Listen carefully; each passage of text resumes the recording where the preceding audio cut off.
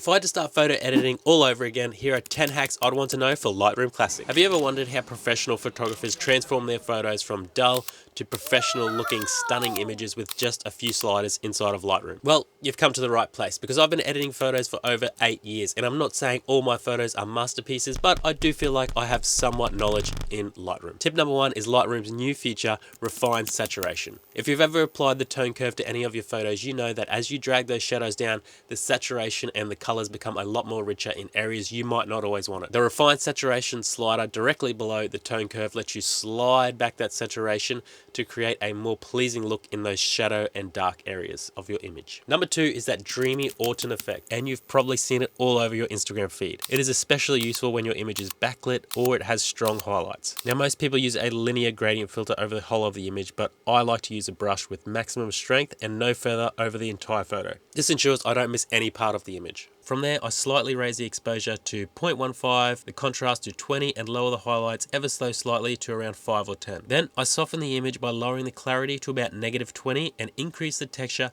ever so slightly to like 5 or 10. The aim is to really give it a soft look, and to create a soft look, you really need minor adjustments, nothing too major. To really nail the autumn effect, you really have to target your highlights in the image. Right click on your mask and choose Intersect with Luminance Range, hitting Option on your keyboard so we can see where that mask is being applied exactly. Slide the slider to the right. Now your adjustments will only affect the highlights, allowing you to create a soft glow that gradually fades into the shadows. Now let's look at this one before and after, and that is why it is my favorite effect. Tip number 3 is enhancing the mood with fog and atmosphere. Let's start with something that adds a cinematic touch to any photo. Say you're working with a moody photo and you really want to bring out the fog or mist to give it a more atmospheric feel. Here's what I do. I first considering which way the fog is coming from, and then I use a masking tool. I add a linear gradient filter or the brush and drag it over the area where I want to emphasize the fog. From there, I lower the dehaze ever so slightly, but be careful not to overdo it as it will look very unnatural. I also reduce the clarity and texture for a more softer, more ethereal type look. Finally, I tweak the tone curve by lifting the blacks ever so slightly to give the image a more soft, faded feel. Subtle adjustments are key here to make your image look natural and not overdone. Tip number 4 is inverting a sky mask for quick foreground adjustments. Lightroom's AI sky mask is a powerful tool that will save you valuable time in your photo editing. Here's a hack. Instead of using it for the sky, invert the mask and adjust the foreground. Normally, I'd use a brush and try and paint over the foreground as best I can,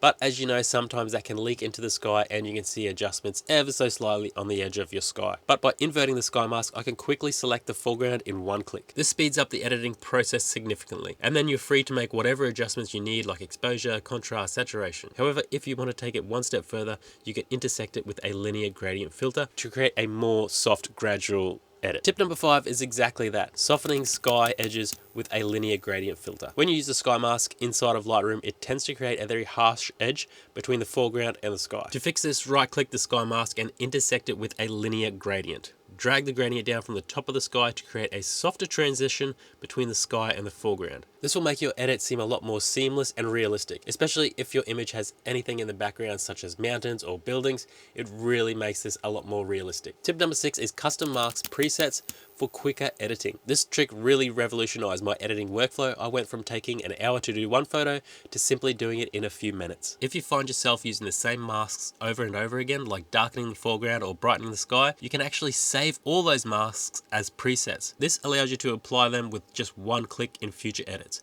and then adjust the intensity or adjust each mask individually. Create the masks you want, go to the preset tab and save it as a new preset, making sure that only the masks are selected. I also like to name it after whatever we're doing for the mask. So if it's the autumn effect, for instance, I'll change it to autumn effect. Or maybe it's darken foreground, I'll change it to darken foreground. It's a massive time saver and you can always adjust the intensity afterwards. Tip number 7 is changing the colors locally without affecting the whole of the image. Do you want to change the color in one part of the image but not affect it in the other? Well, you want to know this. Use the brush tool with auto mask enabled to create a mask around the object you want to edit. Once the mask is created, go right here by selecting the color and then change either the hue, saturation or luminance. This way you're changing the color without affecting the other areas of your image where the same color exists. This is especially useful if you want to tweak colors in specific areas that are noticeably small, such as clothing, bags or accessories. It's very easy and you can save a lot of time. Tip number 8 is remove sensor dust with visual spots. Dust on your lens or your sensor can be an absolute nightmare, especially when shooting in bright conditions. Instead of manually scanning your photo for dust spots, use the visualize spots option in the spot removal tool. All you have to do is click visualize spots and it'll make it seem like a black and white weird concept image, but you can see all these little dots. Yep, that's dust. There's a lot. Simply click over the top of them and bam, they're gone. If you want to see spots in darker places in your image, just slide that slider downwards and it'll reveal the spots in other areas. It's a lifesaver if you're editing lots of photos and time is of the essence. These tips have transformed the way I edit in Lightroom, and I hope they do the same to you.